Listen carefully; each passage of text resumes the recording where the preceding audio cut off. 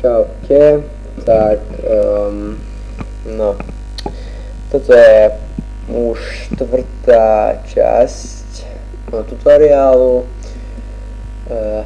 je programovanie o Visual Basic.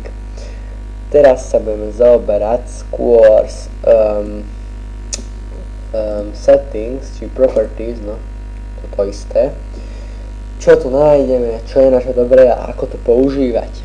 Takže assembly name, ako sa volá náš celé, a root namespace. Toto nemente. Target framework, neviem, či som to dobre prečítal, to môžete čo je toto framework, vybrať, že že program má používať aký framework. Application type, Windows Forms application, alebo console application, alebo class library, neviem ako sa to číta.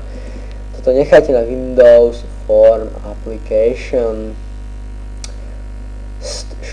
Startup form, toto som vám hovoril, napríklad máte form tento, máte ešte 10, tak si môžete vybrať, ktoré bude pri zapnutí programu prvé otvorené. Default icon, že to je to napríklad tuto, napríklad pri Skype, pri Google Chrome, pri Visual Basic, tak to je táto ikona tuto dole, a tá ikona, čo to nastavujete tuto, tak táto ikona je táto ikona tuto, čo máte na ľavej strane hore, toto. Čo ešte ukázať, a keď toto ikonu zmeníte, tak tú ikonu aj tuto budete mať tú ikonu, čo ste zmenili. Dobre. Enabled XP Visual Style.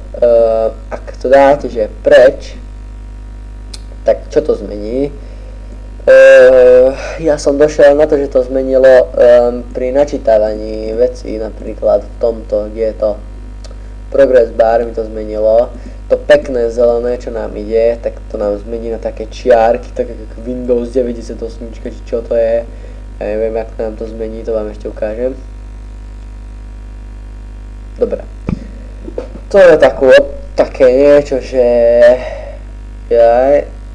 make single instance application, neviem čo to znamená, to som nikdy nepoužíval.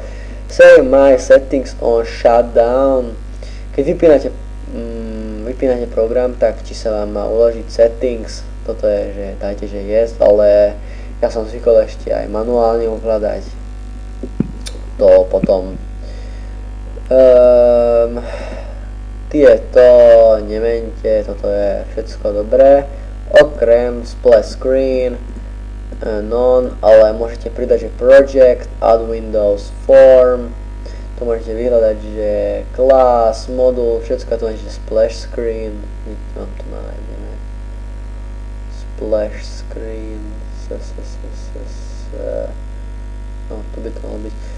Už máte také, že login form, ale tam nemáte kódy, napríklad, že môžete sa prihlásiť, alebo zadáte meno, to musíte vy naprogramovať, len vám to automaticky spraví ako, spraví splash screen, podľa A, B, C, D, F, G, H, I, K, L, S, splash screen, tu je. Takže to je taká vec, že keď zapínate program, tak sa vám to splash screen zapne, tam máte napríklad, že vyrobilo to hoci čo, kto to spravil, napríklad pri také nájdete, napríklad otvoríte nejaký program a otvorí sa vám, že najprv, že kto to spravil, alebo niečo, meno tej aplikácie, a potom sa celé zapne ten program. When startup form closes, to neviem čo je, shutdown mode, to neviem čo je, compile, toto je, že hlavne, že to neprestavujte, ak neviete čo to je. To je taká vec, že napríklad spravíte niečo a vám to program vám to teraz kompiluje, čiže vám to prekladá ten program do exe file, ako vám to mám vysvetliť. Debug, toto som nikdy nepoužíval, neviem na čo to je ináč. Počkajte, tuto Čo vám mám ukázať ešte, počkajte, na začiatku, toto nie, ináč, ešte resources vám ešte tak ukážem sem. Keď máte napríklad nejaký obrázok, čo chcete dať do picture box a vyhľadáte obrázok, tak vám to do resources, čiže sem vám to pridá, tu máte napríklad string, totiž obrázky, ikony, audio files, order, napríklad do order dávam DLL files a takéto veci, service, settings, toto veľakrát budeme používať, hlavne v nasledujúcej časti. Sem môžete ukladať všelijaké dáta, napríklad to je settings, tak to premenujeme napríklad, že username, dáme, že string a no string, to je, že tam môžeme napísať hocičo, môžeme mať value, to musíte mať nič a môžeme to uložiť do tohto, že budeme mať username, toto, čo sem zadal a to sa sem uloží a keď to zapnete odznova ten program, tak s tým username sa vie prihlásiť, napríklad to bude ďalšia časť. Ďalší tutoriál, signing, nič pre nás, čo také to je, no ešte to signing ani asi neviem ani čo je, publish, kde to chcete publikovať, signing, to neviem, toto som nepoužíval asi nikdy. Nevadí, keď to máme hviezdičku niekde, tak slažím Ctrl+S a to je ako save, lebo keď niečo spravíme, teraz mám to uložené, ale keď niečo spravím, tak nám ukáže, že už som niečo zmenil. Prečo nám to ukáže aj vo form 1, aj tuto, lebo to patrí k form 1, čiže som to zmenil aj tuto. Dúfam, tomu chápete zatiaľ. Ale aby tutoriál nebol len takýto, že teraz nič nespravím, tak spravíme form 2. A z form 1 sa prihlásime do form 2. Nebude to žiadne prihlasovacie meno heslo, takže si to nemyslíte. To je form 2. Takže môžete mi to pekne aj dávať hoci kde, napríklad aj tuto môžeme len takto vymieňať. No to je jedno. Form 1 dáme sem butón, čiže gombík, alebo hoci čo, na čo sa dá kliknúť. Klikneme, dajme, že open form 2, open form 2, to bude form 2, toto bude na schvál takéto malička, aby ste videli, že to je form 2, ináč to tam má aj meno iné, čiže hoci ako to môže vyzerať. Open form, dvakrát klikneme, čiže to je to isté, button click, sorry.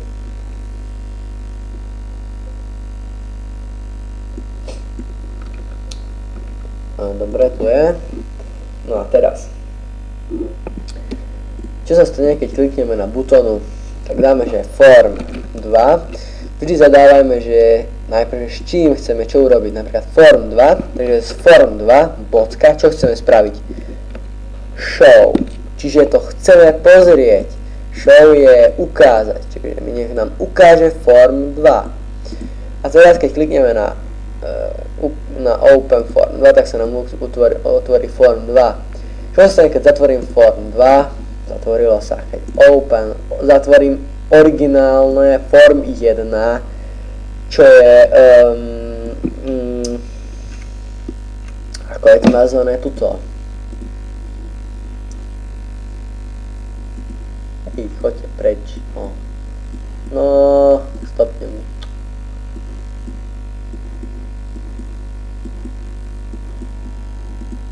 To fakt.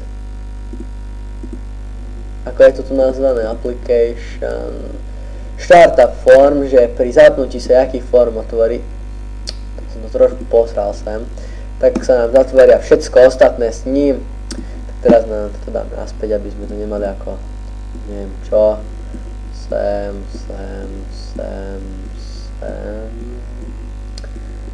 nemám rád, keď v tom mám neporiadok, sorry, mohol som to ináč iba stopnúť, čiže neviem. Dobre. Čiže už vieme, čo sa stane, keď zatvorím jednotku a mám otvorené aj 100, tak keď tu hlavne to pri štarte, čo sa otvorí, keď to vypneme, tak sa vypne všetko s programom, všetko, hoci čo niekde je otvorené. Tak keby sme dali stop. Ale keď máme form 1 a zatvorím hocikoľko, iba to hlavne nie, tak nám program bude stále bežať. Takže bežať ako stále to bude ísť, fungovať. Dobre, čo sa stane, keď dáme No, ešte vám ukážem toto, že otvorím form 2, kliknem sem, ukáže nám jednotka, prekrývajú sa, že to ako normálne, aj otvoríme dve veci alebo aj 5 vecí a tak spravia sa nám to, že na ktoré klikneme, to sa nám ukáže, ale keď sem nedáme show, ale show dialog, čo sa stane? Keď to otvoríme, tak nemôžeme s tým nič spraviť, lebo toto je to, s čím teraz musíme pracovať, alebo to zatvoríme a potom už tu môžeme robiť veci, alebo kým to není zatvorené, tak napríklad na plochu môžeme klikať, ale na hoci ktorý form, čo je v mojom aplikácii, čo som otvoril vo svojej aplikácii, môžem kliknúť na to, čo je otvorené vo show dialog. Keď sa napríklad mám niečo, že open, že dialog, tak nemôžem kliknúť tiež sem, lebo nám bude svietiť trojka. A keď zatvoríme, toto je dvojka, zatvoríme trojku, máme tu dvojku, už na dvojke môžeme klikať, ale na jednotke stále nie, lebo aj toto je otvorené dialog. Show dialog. Zatvoríme, až vtedy vieme tuto robiť niečo. Toto nevieme otvoriť v dialoge, lebo toto je automatické, toto neviem, čo chceme otvoriť v dialog. To sa nedá.